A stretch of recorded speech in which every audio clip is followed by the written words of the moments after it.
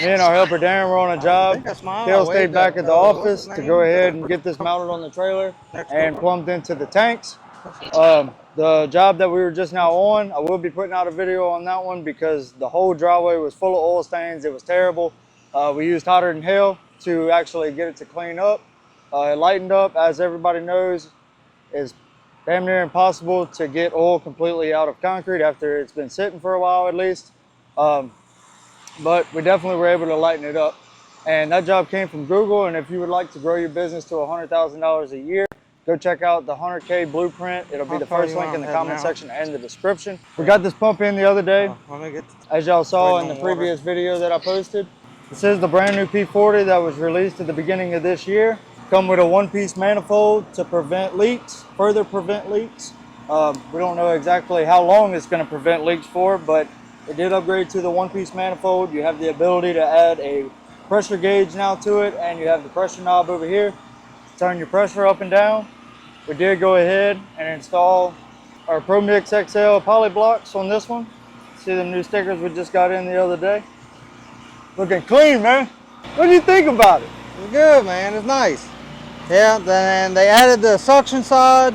They centralized it. It used to be on the side. Now it's centralized, so it kind of disperses through all the valves into one centralized position. Kind of helps with the pressure. Mounted the new pump, mounted the stand with the manifold, and remounted the hose reel. We also flopped the tanks around. The hose reel was back here free floating, so we went ahead and flopped the tanks. It made more sense over the axles. Restrapped them down. Jacob had done some previous plumbing on it a few weeks ago, so it already had 3/4 lines running from the tanks. Yesterday I took the reel, relocated it, and his hose guide, bolted them down, and got here this morning, went ahead and bolted the stand and manifold and everything together, bolted the pump down and ran all the plumbing. So you've got water tagged in from your tank, chemical tagged in from the chemical tank. You got your main suction coming off the pump, landing over here with a 1-inch barb. The rest of your plumbing is going to be 3/4. On this side, this is a bypass. Unlike your 12 volt where you'd have a plug here, with these gas systems, it has a bypass on it, acts as a radiator, so it keeps the system cool. And with that, the bypass, you want to have about 15 foot of whip line, I guess you'd say it, wound up just wherever to keep it circulating, keep it cool. And then coming out the side of the manifold, you're going to have your supply line going from the pump to your hose reel.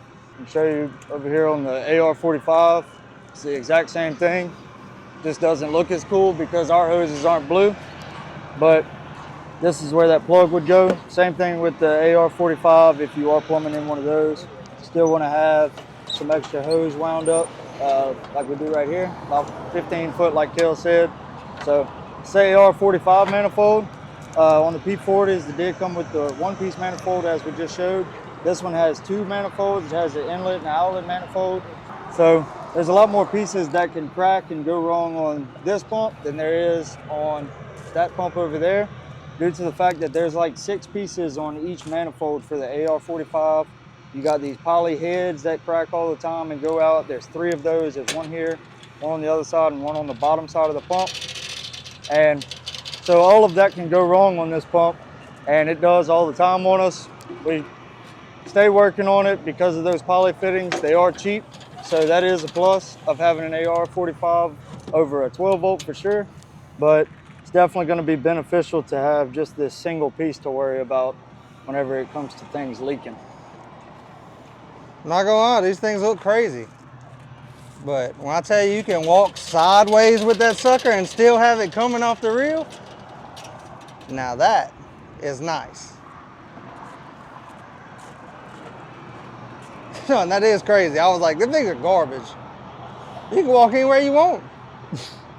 You can literally take off on that side and it's still gonna roll. We got to get them. We gotta do what you can to make it work, bro. It's one of our local guys that comes to us for chemical parts, different things like that. So we do sell that kind of stuff. We are able to get things like the new P40 in. So if you're in the area, I'll leave our email in the description below. Reach out to us, let us know. And if you are in the area, Pro Wash store, come check us out in Gonzales, Louisiana. I'll also leave our address to the store in the description below. He does have a brand new water boss on the end of his soft wash hose that he bought whenever he bought everything to do the plumbing. So, little backstory, this guy came in and he always comes in, I mean, he's one of our regular customers, but he came in before we even had the pump, and I don't know if he was excited or what, but he decided to go ahead and pre-install basically all the 3/4 plumbing on his trailer to his 12 volt. And then that way all we had to do was pretty much plug and play whenever it came to mounting the P40 on the trailer. This is the brand new water boss that he bought the same day that we plumbed everything into his 12 volt system. If you haven't tried these out yet and you're skeptical whether or not you should get this or a wash down gun, which is those red or blue soaker nozzles that you see, we'd recommend this. It's a little more expensive, but you'll be a lot more happy with the results that you get out of this, in our opinion, than the red and blue soaker nozzles. Crank her up! Oh shit.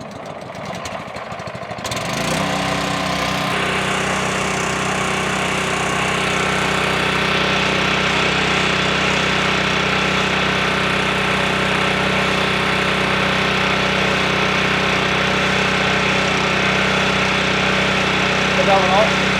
Huh? Put that off?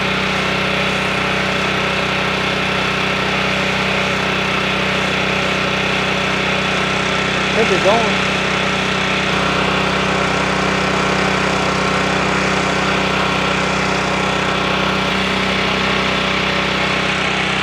There it goes. There she goes.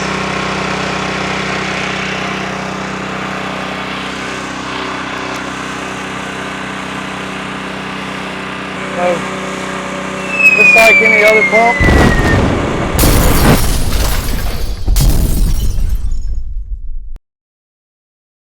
You telling me it blew out the suction hose? what the fuck? Dude, I'm talking put a pinhole through a suction hose. God damn. So what we were actually doing before that happened was just trying to get the pump primed up. Just like with any other pump, whether it's a 12 volt or a gas system, especially a gas system, whenever you first crank them up, or if you have to replace a hose or something like that, a lot of times there is air in the system. So what you have to do is you have to, play with your valves. You might have to cut your chemical on, cut your water off, and vice versa, back and forth, slowly kind of, be in and out on the trigger. And all you're trying to do is just get the pump to create a suction to draw liquid through it. So we finally were able to get it primed up, and there's not a pressure gauge on this one currently. We can put one, we have one here, we can put one if he wants us to, which after that just now, I would definitely recommend it. Yeah. There's no way to tell exactly what the pressure is of this actual dial right here. So that was one major change that they made for these that we really like about these versus the old ones, is the ability to put that pressure gauge like the AR45s have. And that way, stuff like that may be preventable. Like I said, we don't know what PSI or how much pressure we were actually sitting at whenever we flipped it into flow from bypass. So I'm gonna get that taken off, get it replaced, dial the pressure down a little bit. Probably gonna call this guy real quick and see if he wants us to throw a pressure gauge on there for him, just so this doesn't happen to him on a job, if he does need to adjust his pressure a little bit. So that hose that blew out was the one that goes from the manifold out to his hose reel. So it was the discharge side of the manifold where it hooks up at. They do have ring nuts on there, on the fittings that come with those. So they have these ring nuts on here, so you can just unscrew these, pull the whole fitting off, and then all we did was we just cut the hose right behind the barb fitting right here, and that way it's a lot easier to manage taking that off versus if it was still on the pump, and you don't risk cracking any of this if you start pulling on it or anything like that. So one tip, whenever you are hooking something like this up, whether it's 12 volt, P40, AR45, no matter what it is, if it's your first time hooking it up, always leave yourself a little bit of slack on your hoses. I mean, first of all, don't put them tight because you're putting strain on everything. But leave yourself enough slack to where if you do have to cut that hose right behind that barb fitting that you slotted onto, then you don't have to necessarily replace the whole hose and essentially waste 4 or 5 foot of, you know, suction hose, because it's pretty expensive hose. I believe it's around like $350 a foot, depending on what size you get. So very beneficial leaving a little bit of slack in case something like this happens. That way you're able to have enough slack to cut it and just reinstall it on that one side.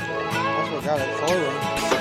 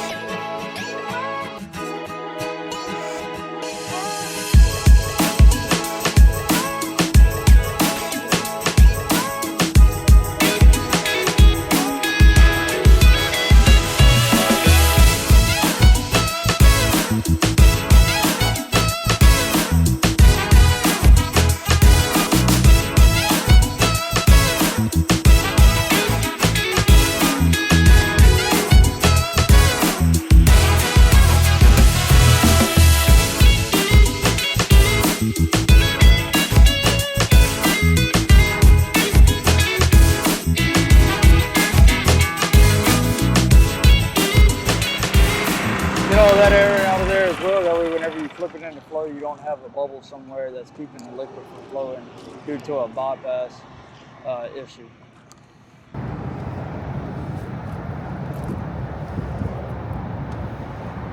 We're getting the pressure gauge put on here now. We just took one of them top plugs out on the top of the manifold, and we did have to get a 3/8 to 1/4 inch stainless reducer to put underneath the actual gauge itself, because the fitting on the bottom of the pressure gauge is a 1/4 inch, and the plugs on the top of the pump at least. You got 2 plugs on the side of the manifold here. You can put a pressure gauge in those, or you can go right here in the top. We decided to go in the top, that way he can just look at it from the side of his trailer right here, instead of having to try to lean over and get in between the manifold and the pump. But